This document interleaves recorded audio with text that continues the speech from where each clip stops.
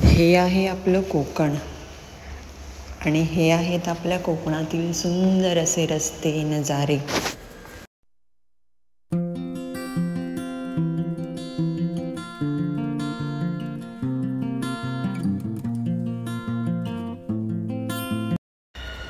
आम्ही निघालोय दापोलीला जायला.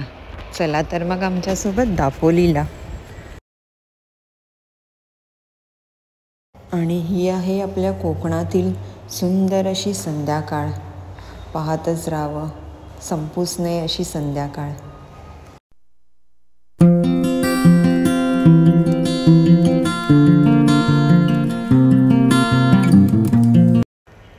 सुंदर अशा सनसेटची मजा घेत आम्ही पोचलो दापोलीमध्ये.